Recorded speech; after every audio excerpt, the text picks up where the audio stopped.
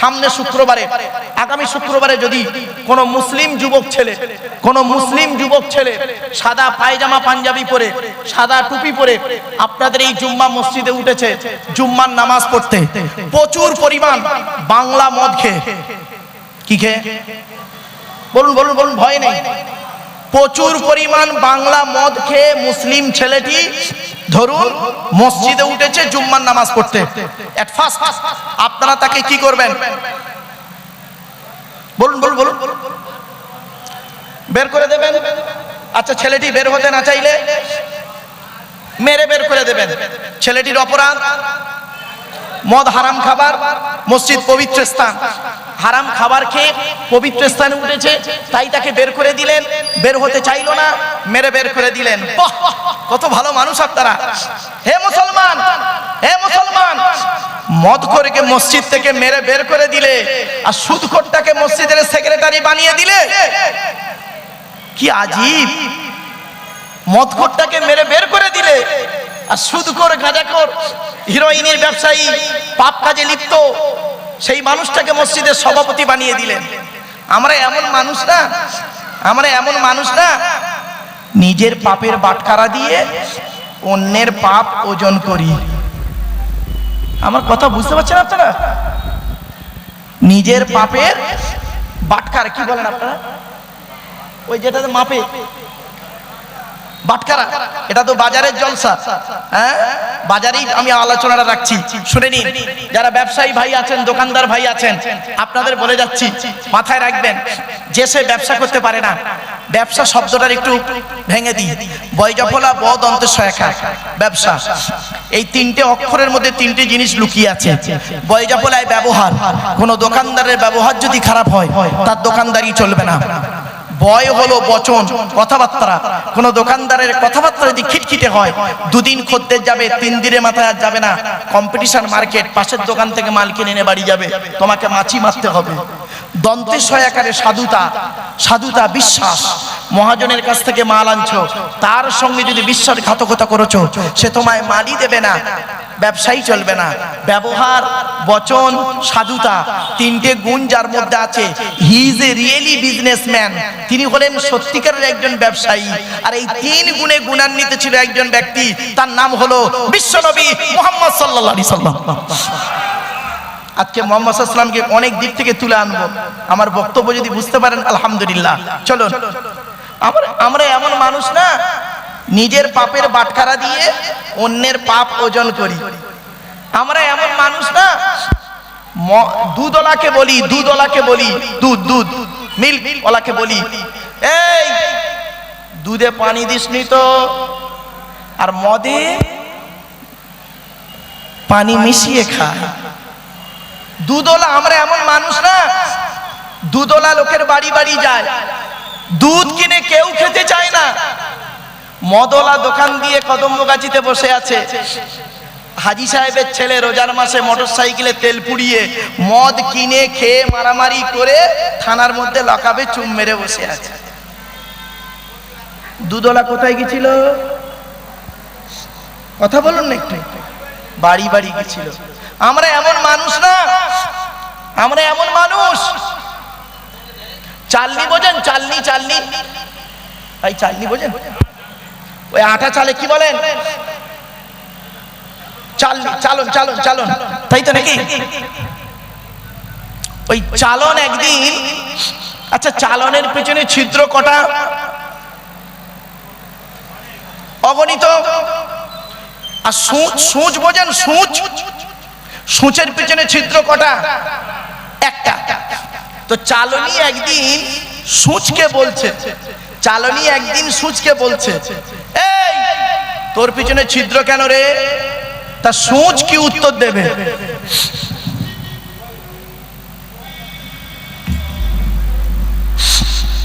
চালনি একদিন সূচকে বলছে তোর পিছনে ছিদ্র কেন? তা সূচ কি উত্তর দেবে? আমার তো একটা, তোর তো হাজারটা। আমরা এমন মানুষ না। আমি একটা আঙুল আপনাদের দিকে লাগিয়ে বললাম, সরি, ক্ষমা চেয়ে নিচ্ছি, খারাপ সেন্স নেবেন না বাবা। ইউটিউবওয়ালারা, তোমার এটাকে কাটিং করে ছেড়ে বদনাম করো না বাবা। আমি আপনাদের দিকে একটা আঙুল লাগিয়ে বললাম আপনি চিটিংবাজ। কটা আঙুল আপনার দিকে? আর 3টা আঙুল কোন দিকে? Table cheating. বাড়ি থেকে ভাববেন, বাড়ি থেকে ভাববেন পৃথিবীর সবথেকে কঠিন কাজ কি জানেন? পৃথিবীর সবথেকে কঠিন কাজ হলো নিজেকে নিয়ে সমালোচনা করা, আত্মসমালোচনা করা। পৃথিবীর সবথেকে কঠিন কাজ। আর আত্মসমালোচনা করলে নেকি হয়। আর পৃথিবীর সবথেকে সহজ কাজ কি জানেন? পর সমালোচনা করা, অন্যের সমালোচনা করা। এটা খুব সহজ কাজ, এটা করলে গুনাহ হয়। আমরা নেকি পাপ পূর্ণ করতে চাই না, পাপ করতে ভালোবাসি। আমরা নিজের সমালোচনা করি না, অন্যের সমালোচনা করতে ভালোবাসি। এজন্য আরবিতে একটা বাক্য আছে, শুনে রাখুন। মান আরাফা নাফসাহু ফাকাদ আরাফা রাব্বাহু। যে তার নিজের আত্মাকে চিনতে পেরেছে, যে তার নিজের আত্মাকে চিনতে পেরেছে, সে তার রব সৃষ্টিকর্তাকে চিনতে পেরেছে। আগে নিজেকে চিনতে শিখি। চলুন এগিয়ে যাই। আসছি সৃষ্টিকর্তার আলোচনা করতে গিয়ে আমি বলেছিলাম 3টে জিনিস আমাদের আলাদা। মনে পড়ছে না? ওখান থেকে আবার ঘুরে ব্যাকে এলাম। 3টে জিনিস আলাদা কি কি শুনে নিন। 1 নাম্বার ব্লাড গ্রুপ আলাদা। 2 নাম্বার হলো কি? চোখের রেটিনা আলাদা। 3 নাম্বার হলো ফিঙ্গারপ্রিন্ট আলাদা। শুনে নিন। আমেরিকার দর্শন বৈজ্ঞানিক কোরআনের একটা বাক্যকে ভুল বের করতে গেল, আর ভুল বের করতে গিয়ে নিজেরাই ইসলামের কালেমা পড়ে মুসলমান হলো। কি? কোরআনে লেখা আছে আলাম নাজআল লাহু আইনাইনি। এর বাংলা অর্থ হলো, সৃষ্টিকর্তা বলছেন আমি কি তোদের দুটো চোখ তৈরি করি নাই? জিজ্ঞাসা চিহ্ন। তো আমেরিকার 10 জন বৈজ্ঞানিক তারা কোরআনের এই বাক্যটাকে নিয়ে গবেষণা শুরু করলো, চোখের কথা সৃষ্টিকর্তা কেন বললেন। অবশেষে এটাই সিদ্ধান্তে এলেন যে পৃথিবীতে যত মানুষ জন্মগ্রহণ করেছেন, যত মানুষ পৃথিবীতে এসেছেন, আসছেন, আসবেন, কারোর চোখের রেটিনার সঙ্গে কারোর চোখের রেটিনার কোনো মিল নেই। সঙ্গে সঙ্গে ওই 10 জন বৈজ্ঞানিক ইসলামের কালেমা পড়ে মুসলমান হয়ে গেলেন। কোথায় আছেন আপনি? আপনি কোরআনকে নিয়ে গবেষণা করেছেন? আপনি তো করেননি। কোরআন হলো সৃষ্টিকর্তার বাণী, শুনে রেখে দিন। আজ এই কোরআনকে নিয়ে আজ এতদিন গবেষণা করে বাস্তবটাই তুলে ধরলাম আপনাদের কাছে। আরো অনেক তথ্য দিচ্ছি, দেখুন। চলুন। এরপরে বলা হয়েছে আপনারা আধার কার্ড করেছেন? আচ্ছা, আধার কার্ড করার সময় অফিসাররা আপনাদেরকে দুটো কথা বলেছিল, খেয়াল করে দেখুন তো দেখি। হিন্দু মুসলিম উভয় বলছি। অফিসাররা আপনাদেরকে বলেছিলেন চোখটা বড় করে চাও তো, বলেছিলেন না? 1 নাম্বার। 2 নাম্বার কি করেছিলেন? বুড়ো আঙুল দুটো নিয়ে একটা কাঁচের উপরে চেপে ধরেছিলেন। 1500 বছর আগে কোরআনে এই কথাটি ইঙ্গিত দেওয়া আছে। জোরে বলুন সুবহানাল্লাহ। তো চোখের তথ্যটা দিয়ে দিলাম। এবার আসছি ফিঙ্গারপ্রিন্টের তথ্যটা শুনুন। কোরআনে কোথায় লেখা আছে? আয়াহসাবুল ইনসানু আল্লান নাজমাআ ইযামা বালা কাদিরিনা আলা আন নুসাউবিয়া বানানা। এই আয়াতটি, বাক্যটি কোথায় আছে? পবিত্র কোরআনের 29 নম্বর পারা বা খণ্ডের সূরার নাম সূরা কিয়ামত 4-5 নম্বর বাক্য বা আয়াতে। আচ্ছা, আমি এই ধরনের কথা কেন বলছি জানেন? শুনে নিন। আমি আয়াত বললে মুসলিমরা বুঝতে পারবে কোরআনের আয়াত, আর বাক্য বলছি কেন? অমুসলিম ভাই যারা এসেছেন তারাও বুঝতে পারবেন। এজন্য আমি কথায় কথায় বলবো, কখনো কাকা, কখনো চাচা, কখনো সৃষ্টিকর্তা, কখনো আল্লাহ। খারাপ সেন্স যেন নেবেন না। অনেকে আছে দেখবেন ভুল ধারণা, শিক্ষা দীক্ষা কম থাকলে বাজে কমেন্ট করে ফেলে। আমি কখনো বলবো কি জানেন? জল, কখনো বলবো পানি। খবরদার খারাপ সেন্স নেবেন না। কখনো বলবো সাহাবী, নবীর সাহাবী, আবার কখনো বলবো নবীর সঙ্গী। দুটো জন এক করে ফেলবেন না। কারণ কি? নবীর সাহাবী যখন বলবো মুসলিম ভাইয়েরা বুঝতে পারবেন, আর অমুসলিম ভাই যারা বক্তব্য শুনতে এসেছেন তারা কিন্তু সাহাবী শব্দটা বুঝবেন না। তাদের যদি বলি মুহাম্মদ সাল্লাল্লাহু আলাইহি সাল্লামের সঙ্গী, সঙ্গে সঙ্গে বুঝে নেবেন। এজন্য সাহাবী, সঙ্গী দুটোই আমি ইউজ করব, খারাপ সেন্স নেবেন না। চলুন এগিয়ে যাচ্ছি। পবিত্র কোরআনের সূরা কিয়ামত 4-5 নম্বর আয়াতে বলা হয়েছে, হে মানব জাতি, এখানে হিন্দু মুসলিম কোনো ডিভাইডেড নেই। মনে রাখবেন, হিন্দু মুসলিম কোনো পার্থক্য আল্লাহ করেনি। হে মানব জাতি, তোরা কি মনে করেছিস আমরা মরে গেলে পচে গলে হাড় হয়ে যাব? পরকালে সৃষ্টিকর্তা আমাদের তুলতে পারবে না? কখনোই তোরা এই চিন্তা ভাবনা করবি না। আমি সৃষ্টিকর্তা তোদের জানিয়ে দিচ্ছি, পৃথিবীতে যেমন তোদের বুড়ো আঙুলের ছাপ যেমন কারোর সঙ্গে যেমন কারোর কোনো মিল নেই, পরকালে কারোর সঙ্গে কারোর কোনো মিল পাবি না। কোরআনের এই আয়াতকে নিয়ে কে গবেষণা করলো? থাইল্যান্ডে চ্যাং ম্যাং ইউনিভার্সিটি অ্যানাটমি বিভাগের প্রফেসর, বিখ্যাত পণ্ডিত বৈজ্ঞানিক, লোকটার নাম হলো তাথাগত তোজে-সান। উনি একজন খ্রিস্টান, হিন্দু নন, মুসলমান নন, খ্রিস্টান। উনি বললেন কোরআনে ভুল আছে। বলল কি ভুল? বলল কোরআনে লেখা আছে বুড়ো আঙুলের ছাপ নাকি কারোর সঙ্গে কারোর কোনো মিল নেই। আমি কোরআনের ভুল বের করে শুনবো। উনি করলেন কি, 1000 মানুষের বুড়ো আঙুলের ছাপ নিলেন, 1 বছর ধরে গবেষণা করে দেখছেন কার সঙ্গে কার মিল আছে। যখন কারোর সঙ্গে কারোর কোনো মিল পেলেন না, ল্যাবরেটরির ভিতরে দাঁড়িয়ে দাঁড়িয়ে ইসলামের কালেমা পড়ে মুসলমান হয়ে গেলেন। আপনি কোথায় আছেন? এই সেই কোরআনকে নিয়ে গবেষণা চলছে সারা বিশ্ব। এবার আসছি কোরআনের পরিচয়টা দিই। কোরআনের পরিচয়, কোরআন হলো আল্লাহর বাণী, সৃষ্টিকর্তার বাণী হলো কোরআন। কোরআন কোনো মানুষের তৈরি পুস্তক নয়, এটা মনে রাখবেন। কোরআনের পরিচয়টা দিই। কোরআন আল্লাহর তরফ থেকে জিবরাইলের মাধ্যমে হযরত মুহাম্মদ সাল্লাল্লাহু আলাইহি সাল্লামের উপরে আরবের মক্কা নগরের নিকটবর্তী একটি গুহাটির নাম হলো হেরা। হেরা নামক গুহাতে 610 খ্রিস্টাব্দে 1 ফেব্রুয়ারি সোমবার, কত খ্রিস্টাব্দ বললাম? 610। তারিখটা কি বললাম? 1 ফেব্রুয়ারি। কি বার ছিল? সোমবার। আজকে তারিখটা কি আছে? 25 জুলাই 2025 সাল, শুক্রবার। আজ বাড়ি যাবেন, বাড়ি থেকে মাইনাস প্লাস করবেন। 610 সাল 1 ফেব্রুয়ারি সোমবার, আর 25 জুলাই শুক্রবার 2025 সাল। মাইনাস প্লাস করবেন, করলেই পেয়ে যাবেন কতদিন আগে কোরআন নাজিল হয়েছে। 610 খ্রিস্টাব্দে 1 ফেব্রুয়ারি সোমবার। কোরআনের প্রথম আয়াত হলো ইকরা, রিড, পড়ো পড়ো পড়ো। আপনারা কি জানেন কোরআনের ভিতরে 82 জায়গায় বিভিন্ন অ্যাঙ্গেলে নামাজের কথা বলা আছে, আর 92 জায়গায় বলা আছে লেখাপড়ার কথা। কত জায়গায়? তা কোন সংখ্যাটা বেশি, 82 না 92?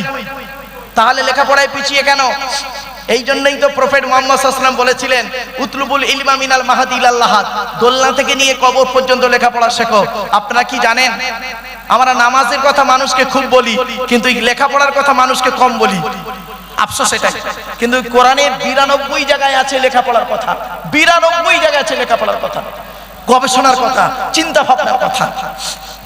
এজন্য আমি আপনাদেরকে অনুরোধ করে বলে যাচ্ছি, আপনারা যেমন মাধ্যমিক, উচ্চ মাধ্যমিক, বিএ, এমএ পাস করাচ্ছেন ছেলেদেরকে যেমন মাধ্যমিক, উচ্চ মাধ্যমিক, বিএ পাস, এমএ পাস, আলেম, হাফেজ, মাস্টার, ডাক্তার, ইঞ্জিনিয়ার, প্রফেসর করাচ্ছেন, সাথে সাথে মেয়েদেরকেও মাধ্যমিক, উচ্চ মাধ্যমিক, BA pass, MA pass, আলেমা, হাফেজা, master, doctor, engineer, professor করাবেন। কারণ কি জানেন? ইংরেজিতে একটা কথা আছে, 1 mother's is equal to 100 teacher. একটা মা হলো 100 জন শিক্ষকের সমতুল্য। একজন পুরুষ যদি শিক্ষিত হয় সে কেবল একাই শিক্ষিত হয়, একজন নারী যদি শিক্ষিত হয় গোটা পরিবারটা শিক্ষিত হয়। ঠিক না ঠিক? আমরা নারী শিক্ষার গুরুত্ব কম দিয়েছি। অল্প বয়সে মেয়েদের বিবাহ থেকে একটু দূরে সরে থাকবেন। আমি আপনাদেরকে অনুরোধ করছি, অল্প বয়সে মেয়েদেরকে বিয়ে দেবেন না। ম্যাচুরেট বয়স যখন হবে তাদেরকে সেই সময় বিবাহ দিন, সঠিক সময়ে মেয়েদের বিবাহ দিন। অল্প বয়সে বিবাহ দিয়ে মেয়ের জীবনটা ঝুঁকিতে যাবে, আর যে বাচ্চাটা ওর গর্ভে আসবে তারও জীবনটা ঝুঁকিতে যাবে। অনুরোধ করে আপনাদের এই কথাগুলো বলে যাচ্ছি, বাড়ি থেকে একটু মূল্যায়ন করবেন। চলুন এগিয়ে যাচ্ছি। এরপরে সৃষ্টিকর্তা বলছেন, হে পৃথিবীর মানুষ, আমি তোদেরকে একটু বুদ্ধি দিলাম। সৃষ্টিকর্তা বলছেন তোদের একটু মাথায় বুদ্ধি দিলাম, সেই বুদ্ধি নিয়ে তোরা পৃথিবীতে কি করলি? একটা মেশিন তৈরি করলি। মেশিনটার নাম দিলি কি? ফ্রিজ। তোদের তৈরি ফ্রিজের পানি খেলে থাইরয়েড বেড়ে যাওয়ার সম্ভাবনা বেশি। তোদের তৈরি ফ্রিজের গুণাগুণ কি? গরমকে ঠান্ডা করিস, ঠান্ডাকে 0 ডিগ্রি নিচে নামিয়ে বরফ জমিয়ে দিস। তোদের তৈরি ফ্রিজটা মাটির উপরে বসানো থাকে, তোদের তৈরি ফ্রিজটা কারেন্ট ছাড়া চলে না। আর আমি সৃষ্টিকর্তা পৃথিবীতে একটা ফ্রিজ তৈরি করেছি। আমার তৈরি ফ্রিজটা মাটির তলায় বসিয়ে রেখেছি। আমার তৈরি ফ্রিজের নাম হলো শীতকাল আর গ্রীষ্মকাল। গরমকালে যত কলে পাম্প করবি, আমি আল্লাহ আমার তলার ফ্রিজ থেকে ঠান্ডা ঠান্ডা পানি বের করব।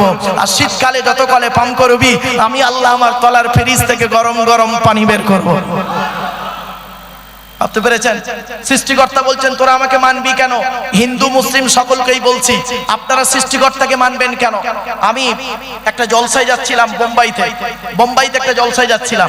তো দমদম এয়ারপোর্ট থেকে যখন আমি প্লেনে উঠি, প্লেনটার নাম ছিল ইন্ডিগো। তো আমি যখন বোর্ডিং পাস করি তখন বলেছিলাম প্লিজ উইন্ডো, জানলার দিকে সিটটা দেবেন। তো আমাকে জানলার দিকে সিটটা দিয়েছেন। তো আমি করেছি কি, জানালার দিকে বসেছি। আমার বাম সাইডে এক ভদ্রলোক বসেছেন। বাম সাইডে ভদ্রলোকটা ছিলেন কোট টাই পরে আছেন, আমিও পরেছিলাম কি সাদা পায়জামা পাঞ্জাবি, কালো কোট ছিল, মাথায় টুপি ছিল আমার। তো এবার উনি আমাকে বলছেন, উনি ভেবেছেন আমি একজন বিহারি, তো সেই ভেবে আমাকে বলছেন আপ কাহা যাएंगे? তো আমি বললাম हम कलकत्ता से मुंबई जाएंगे। आप कहाँ जाएंगे? উনি বলছেন हम भी कलकत्ता से मुंबई जाएंगे। উনি আমাকে বলছেন किस काम के लिए वहाँ जाते हैं भैया, कोई बिजनेस है? আপনি কি জন্য বোম্বাইতে যাচ্ছেন, কোনো ব্যবসা করার জন্য? আমি বললাম নেই বিজনেস নেই, तकरीर करने के लिए जाता हूँ, तकरीर করার জন্য ওখানে যাচ্ছি। উনি বলছেন तकरीर मींस, तकरीर মানেটা কি? তো আমি বললাম तकरीर मींस ইসলামিক লেকচার, শর্টে বলে দিলাম। তখন আমাকে বলছেন are you know Bengali language, আপনি কি বাংলা ভাষা জানেন? আমি বললাম yes I know Bengali language. তো উনি বলছেন please speak to Bengali language, আপনি দয়া করে বাংলা ভাষায় কথা বলুন। তো আমি বলছি বলুন। উনি বলছেন বলুন, গোদা বাংলা চালু হয়েছে। বা উনি আমাকে প্রশ্ন করেছেন আপনার নামটা কি? তো আমি বললাম আমার নাম আব্দুল্লাহিল মারুফ। আপনার নামটা? উনি বললেন আমার নাম তুষার কুমার সেন। বলছেন আপনি কি করেন? তা আমি বললাম আমি একজন স্কুল টিচার। আপনি? উনি বললেন আমি একজন কলকাতা হাইকোর্টের একজন সিনিয়র অ্যাডভোকেট। ওনার বয়স হলো 76 বছর তখন। জানি না ভদ্রলোক মারা গেছেন কি বেঁচে আছেন। যদি তিনি মারা যান, সৃষ্টিকর্তা তাকে ক্ষমা করে দিন। আর যদি পৃথিবীতে জীবিত থাকেন, সৃষ্টিকর্তা তাকে তার মতো করে তৈরি করে নিন। এবারে আসছি, আমাকে বলছেন আপনি, আমরা তো এখান থেকে কলকাতা থেকে মুম্বাই যাব 3 ঘন্টা সময়। তো কিছু মনে করবেন না, আমি আপনাদের কোরআন পড়েছি। ভালো কথা। আমি বললাম থ্যাংক ইউ। বলছে আপনাদের কোরআন পড়ে আমার কিছু প্রশ্ন মনে জেগেছে, তো আপনি যদি কিছু মনে না করেন, সেখান থেকে কিছু প্রশ্ন আপনাকে এই প্লেনের ভিতরে করতে পারি? বললাম কোনো অসুবিধা নেই, করতে পারেন, জানা থাকলে বলবো, না জানা থাকলে জেনে বলবো। উনি প্রথম প্রশ্ন করলেন আমাকে, শুনে নিন, চমকে যাবেন। প্রথম প্রশ্ন করেছিলেন আমাকে, আপনি আল্লাহকে মানেন? আপনি আল্লাহকে মানেন? আপনাদেরকে আমি এবার প্রশ্ন করছি, আপনারা আল্লাহকে মানেন? কি দেখে মানেন? মনে রাখবেন, যিনি প্রশ্ন করছেন তিনি একজন মূর্খ লোক নয়, আর যাকে প্রশ্ন করেছে সে একেবারে মূর্খ নয়। উনি যখন আমাকে প্রথম প্রশ্ন করলেন আপনি আল্লাহকে মানেন, তা আমি তখন চুপ করেছিলাম। কিছুক্ষণ পরে চিন্তা করলাম এরকম একজন শিক্ষিত মানুষ আমাকে এই প্রশ্নটা কেন করলেন, নিশ্চয়ই এর মধ্যে কিছু রহস্য আছে। তখন আমি বললাম হ্যাঁ আমি আল্লাহকে মানি। উনি পট করে বললেন কি দেখে মানেন? একটা হাঁস পুকুরে ডুব মারলে কিছুক্ষণ পরে গেঁড়ি বা শামুক পায়। একজন মুসলমান মসজিদে নামাজ পড়তে গিয়ে ডিগবাজিকে কি পায়? কি উত্তর দেবেন? আপনি ঘুষি তুলবেন না, অশিক্ষিতর পরিচয়। ও প্রশ্ন করতে পারে, আপনার দায়িত্ব হলো সুন্দর করে বুঝিয়ে দেওয়া, ঠিক না বেঠিক? রেগে যাওয়ার নাম বক্তা নয়, আর শ্রোতা নয়। চলুন, এজন্য আমি বলি, সব জায়গাতেই বলি, মাইকের সামনে এসে কিছু বলার নাম বক্তা নয়। মনে রাখবেন 3টে জিনিস কোনোদিন ব্যাকে আসে না। কয়টা জিনিস? 3টে জিনিস কোনোদিন ব্যাকে আসে না, সবসময় সামনের দিকে যায়। 1 নাম্বার, ধনুক থেকে তীরটা বের হয়ে গেলে ওই তীরটা আর কোনোদিন ব্যাকে আসে না। 2 নাম্বার, দেহ থেকে আত্মাটা বের হয়ে গেলে ওটা আর পৃথিবীতে রিটার্ন দেওয়া হয় না। 3 number, it is very very important, জবান থেকে কথা বের হয়ে গেলে ওটা আর ব্যাকে আসে না। এজন্য বাবা খুব কঠিন জিনিস, পৃথিবীর সবথেকে কঠিন কাজ হলো এই লেকচার দেওয়া। এই লেকচার দেওয়া হলো পৃথিবীর কঠিন কাজ। আমরা তো মনে করি মাইকের সামনে এসেই কিছু বলে দিলাম, টেনে টুনে কিছু করে বললাম মানে বক্তা। না বাবা, এত সহজ জিনিস নয়। চলুন, তো আমি অনেক ভাবলাম এইরকম একজন শিক্ষিত মানুষ আমাকে প্রশ্ন করলেন কেন? তো আমি বললাম হ্যাঁ আমি মানি। উনি বললেন কি দেখে মানেন? কি দেখে মানেন? তখন আমি কিছুক্ষণ পরে বললাম স্যার আমি আল্লাহকে কি দেখে মানি, আমি আল্লাহকে কি দেখে মানি এটাই প্লেনের মধ্যে এখন দেখাতে পারবো না। আমি প্লেন থেকে নামি এয়ারপোর্টের ভিতরে আপনাকে দেখিয়ে দেবো। নেক্সট কোশ্চেন, পরের প্রশ্ন করুন। তো পরের প্রশ্ন করলেন উনি। 3 ঘন্টা এত পরিমাণ প্রশ্ন আমার জীবনে কেউ করেনি। চলুন, প্লেন থেকে নেমেছি ছত্রপতি শিবাজি এয়ারপোর্ট বোম্বাই। নামার পরে উনি চলে যাচ্ছেন, আমাকে অভিনন্দন জানাচ্ছেন। Thank you so much, my god bless you. Okay thanks, all the best. তো আমি বললাম সেম টু ইউ। আমি বললাম please come here just 1 minute please sir. তো উনি এলেন। আমি বললাম স্যার আপনি প্রথমেই আমাকে প্রশ্ন করেছিলেন আল্লাহকে মানি কি দেখে, উত্তরটা নেবেন না? বলছে বলুন বলুন। তখন আমি আমার ল্যাগেজ থেকে 1 টাকার একটা কয়েন বের করেছিলাম। 1 টাকার কয়েন বের করে ভদ্রলোককে বলেছিলাম স্যার এটি একটি 1 টাকার কয়েন, এই কয়েনটা যে ডাইস থেকে বের হয়েছে ওই ডাইস থেকে 2 টাকার কয়েন বেরোবে? উনি বলছেন it is very impossible matter, অসম্ভব ব্যাপার। 1 টাকার কয়েন থেকে 1 টাকাই বেরোবে, 2 টাকার ডাইস থেকে 2 টাকাই বেরোবে, এটাই সিম্পল কথা। তো আমি বললাম স্যার কিছু মনে করবেন না, 1 টাকার কয়েনের ডাইসটা তৈরি করেছেন কে? উনি বলছেন বৈজ্ঞানিক। আমি বললাম স্যার আমিও বিশ্বাস করি বৈজ্ঞানিক। উনি পট করে বললেন আমিও বিশ্বাস করি বৈজ্ঞানিক, তবে সৃষ্টিকর্তা ওর মাথায় বুদ্ধি দিয়েছে তাই ও মাথা মেরে তৈরি করেছে। আমি বললাম ঠিক আছে, মনে মনে ভাবছি। উনি বলছেন মারুফ সাহেব আপনাকে আমি 3 ঘন্টা প্রশ্ন করেছি বিভিন্ন দিক থেকে, সমস্ত প্রশ্নের উত্তর আমি পেয়ে গেছি, এই লাস্টে 1 টাকার কয়েন দিয়ে আল্লাহ মানার কি যুক্তি দেখাচ্ছেন? আমি বললাম স্যার দেখুন সৃষ্টিকর্তা বলছে হে পৃথিবীর মানুষ, সামান্য 1 টাকার কয়েনের ডাইস থেকে 2 টাকার কয়েন বের করার ক্ষমতা তোর নেই, তোর বাবারও নেই। আর পৃথিবীতে আমি কত বড় বৈজ্ঞানিক একবার চিন্তা করে দেখ, তোর একটা মা একটা বাপ, তোরা একটা মা একটা বাপ থেকে 5-10টা ভাই বোন হলি, 10টা 10 রকম দেখতে। রেফারেন্স যদি হরি কোরআনে আছে, রেফারেন্সে দিয়ে দিচ্ছি আপনাদের। অমিন আয়াতিহি খালকুস সামাওয়াতি ওয়াল আরদি ওয়াখতিলাফু আলসিনাতিকুম ওয়া আলওয়ানিকুম। 21 নম্বর পারাবা খণ্ডের 5 নম্বর পৃষ্ঠার 10 নম্বর লাইনে সূরার নাম সূরা রুমের মধ্যে সৃষ্টিকর্তা বলছেন আমার নিদর্শনের মধ্য থেকে একটা নিদর্শন হলো কি? আমার নিদর্শনের মধ্য থেকে একটা নিদর্শন হলো তোদের গায়ের রংটা আমি সৃষ্টিকর্তা আলাদা করেছি, মুখের ভাষাটাও আমি সৃষ্টিকর্তা আলাদা করে দিয়েছি, আর ফিঙ্গারপ্রিন্ট চোখের রেটিনা তো আলাদাই আছে। এজন্য আপনাদেরকে বলি সৃষ্টিকর্তার আলোচনা। আমার প্রথম টপিকটা ছিল কি? আল্লাহর আলোচনা। মনে পড়ছে না ভুলে গেছেন? প্রথম টপিক ছিল আল্লাহর আলোচনা, দ্বিতীয় টপিক নবীর আলোচনা, এখনো যাইনি। আল্লাহর একটা টপিক নিয়ে আলোচনা করছি, 1 ঘন্টা 15 মিনিট চলছে। সৃষ্টিকর্তা এবার বলছেন ওয়ালাউ আন্না মা ফিল আরদি মিন শাজারাতিন আকলামু ওয়াল বাহরু ইয়ামুদ্দুহু মিন বাদিহি সাবআতু আবহুরিম মা নাফিদাত কালিমাতুল্লাহ। এই বাক্যটি কোথায় আছে কোরআনের? 21 নম্বর পারাবা খণ্ডের 12 নম্বর পৃষ্ঠা একেবারে 13, 14, 15 নম্বর লাইন, সূরার নাম সূরা লোকমান। সৃষ্টিকর্তা বলছেন পৃথিবীর সমস্ত বৃক্ষগুলোকে তোরা কলম বানা, আর সমুদ্রের পানি নিয়ে কালি তৈরি কর, আর কলম আর কালি দিয়ে আমার গুণগান লিখতে শুরু কর, আমার গুণগান লিখেও শেষ করতে পারবি না। তাহলে গণনা করি চলুন। সৃষ্টিকর্তা কোরআনে বলছেন, কোরআনে আল্লাহ পাক বলছেন ওয়া ইন তাউদ্দু নি'মাতাল্লাহি লা তুহসুহা। সূরা নাহলের মধ্যে 14 নম্বর পারায় বলা হয়েছে। সৃষ্টিকর্তা বলছেন আমার নিয়ামতগুলোকে গণনা করতে শুরু কর, গণনা করেও শেষ করা যাবে না। জোরে বলুন সুবহানাল্লাহ। তো এখানে আমি সৃষ্টিকর্তা আল্লাহর আলোচনা স্টপ করে দেব, আর 1 মিনিট বাকি। 1 মিনিট পরেই আল্লাহর আলোচনা শেষ করব। এই পৃথিবীতে আল্লাহর পাঠানো কিতাবের নাম হলো কোরআন, শেষ কিতাব। কোরআনটাকে আপনারা পড়ুন। কোরআনের ভিতরে কি আছে? 30টা পারা, 540টা রুকু, 114টা সূরা, 14 থেকে 15 খানা সাজদা, 7টা মঞ্জিল, 8 থেকে 12 খানা সাক্তা, 6666টা আয়াত, কেউ বলেছেন 6236টা আয়াত, 3,23,215টা অক্ষর। এই কোরআন 22 বছর 9 মাস কয়েকদিন, কম বেশি 23 বছর ধরে কোন ঘটনাকে কেন্দ্র করে, কোন ব্যক্তিকে কেন্দ্র করে, কোন বস্তুকে কেন্দ্র করে, কোন জায়গাকে কেন্দ্র করে কোরআনের আয়াতগুলো নাজিল হয়েছে। 6000 আয়াত নাজিল হয়েছে, 12,000 জায়গায় নাজিল হয়েছে। জোরে বলুন সুবহানাল্লাহ। কটা জায়গার নাম আপনি জানেন? শুধু মক্কা আর মদিনাই জানেন।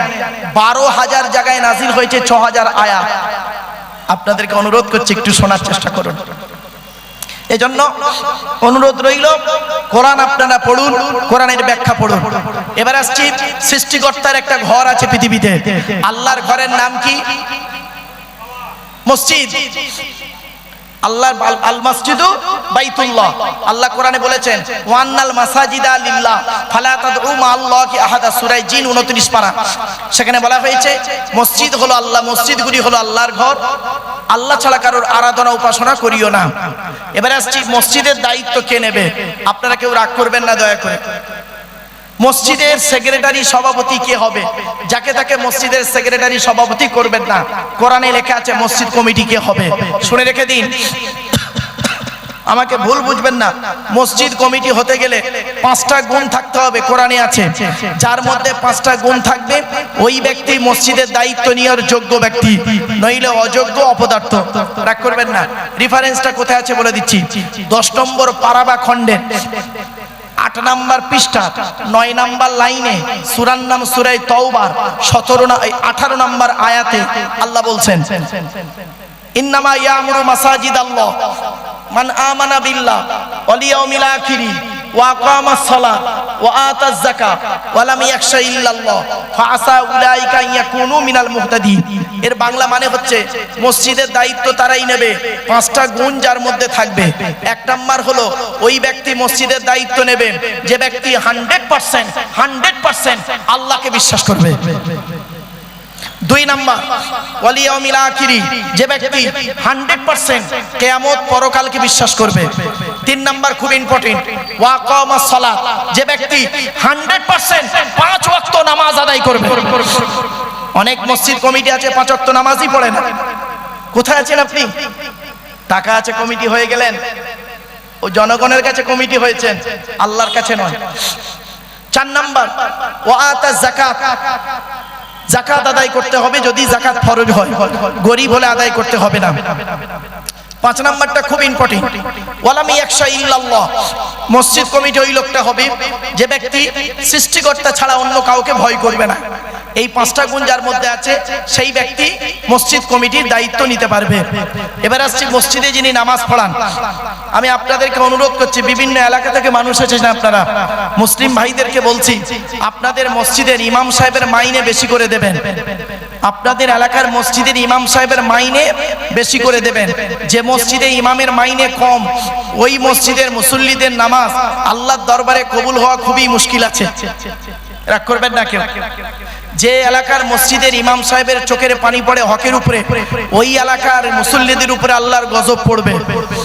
বাস্তব কথা বলে গেলাম, খারাপ সেন্স নেবেন না, কারণ এ সম্পর্কে আমার যথেষ্ট অভিজ্ঞতাই আছে। 19 বছর ইমামতি করেছি তো, 400 টাকা মাইনে। আমাকে এই ফতোয়াটা আমাকে দেওয়ার আগে একটু ভাববেন। জাস্ট আমি আপনাদেরকে বললাম ইমামের মাইনে বেশি করে দেবেন, ইমামের মূল্য দেবেন, ইজ্জত দেবেন। এর অনেক তথ্য আছে, আলোচনা আছে, ওদিকে গেলাম না।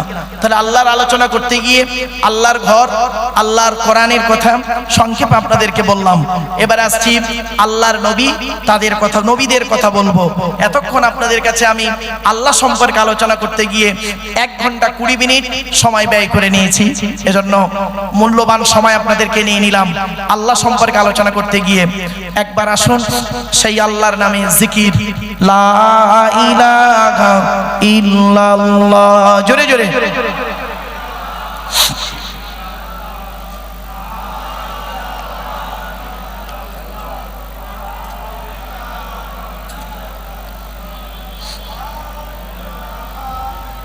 লা ইলাহা ইল্লাল্লাহ মুহাম্মাদুর রাসূলুল্লাহ সাল্লাল্লাহু আলাইহি সাল্লাম।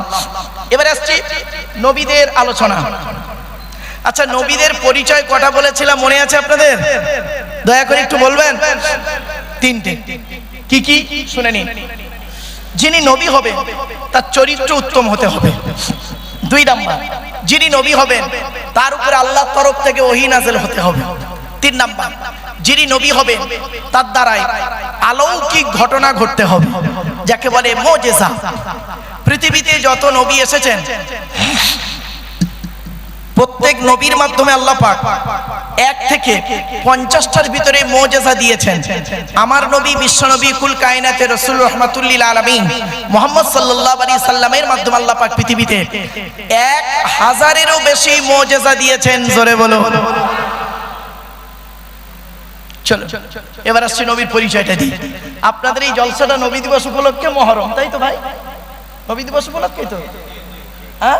চলে এবার নবী সম্পর্কে, মহরম সম্পর্কে আলোচনা করব, চিন্তা নেই, নবী সম্পর্কে আলোচনা করে নিই। আচ্ছা, আমাদের নবীর নাম কি? আরে বলুন না, মুখে বলুন না একটু। হযরত মুহাম্মদ মুস্তাফা সাল্লাল্লাহু আলাইহি সাল্লাম, তাই তো নাকি? নবী মুহাম্মদ সাল্লাল্লাহু আলাইহি সাল্লাম কোন বংশে জন্মগ্রহণ করেছেন? জোরে বলুন।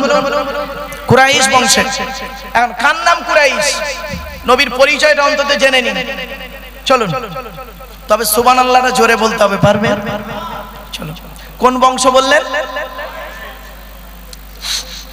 কুরাইশ বংশ। মুহাম্মাদের বাপের নাম আব্দুল্লাহ, আব্দুল্লাহর বাপের নাম আব্দুল মুত্তালিব, আব্দুল মুত্তালিবের বাপের নাম আব্দে মান্নাফ, আব্দে মান্নাফের বাপের নাম হাশেম, হাশেমের বাপের নাম কুসাই, কুসাইয়ের বাপের নাম কিলাব, কিলাবের বাপের নাম মুররা, মুরার বাপের নাম লুবাই, লুবাইয়ের বাপের নাম কাব, কাবের বাপের নাম গালিব, গালিবের বাপের নাম ফিগির, ফিগির থেকে কুরাইশ বংশ এসেছে। নবীর বাপের নাম আব্দুল্লাহ, মায়ের নাম আমিনা, দাদার নাম আব্দুল মুত্তালিব, দাদির নামটা কি? নেতিলা বিনতে খব্বাব, ব্র্যাকেটে ফতেমা, কেউ বলেছেন সামিরা। নবীর নানার নাম হলো আব্দুল ওয়াহাব জুহরি, নবীর নানির নাম হলো বারিরা বা বাররা, নবীর দুধমার নাম হলো হালিমা, নবীর দুধ বাপের নাম হলো হারেস, নবীর দুধ ভাইয়ের নাম আব্দুল্লাহ, নবীর বাপের নাম আব্দুল্লাহ, নবীর দুধ ভাইয়ের নাম আব্দুল্লাহ, দুটো যেন এক করে ফেলবেন না। নবীর জন্ম 570 খ্রিস্টাব্দে। ইংরেজি কি মাস ছিল? 29 আগস্ট। আরবি মাস ছিল রবিউল আউয়াল মাস, 12 তারিখ, মতান্তরে 9 তারিখ, সোমবার শবে সাদেকের সময় আরবের মক্কা নগরে কুরাইশ বংশে নবীর জন্ম। নবীর বাপেরা হলো 10 ভাই, নবীর মায়েরা হলো 19 বোন। নবীর 9টা চাচা, 18টা খালা, 6টা ফুপু, 7টা ছেলে মেয়ে। আপনি তো নবী সম্পর্কে কিছুই জানেন না। চলেন।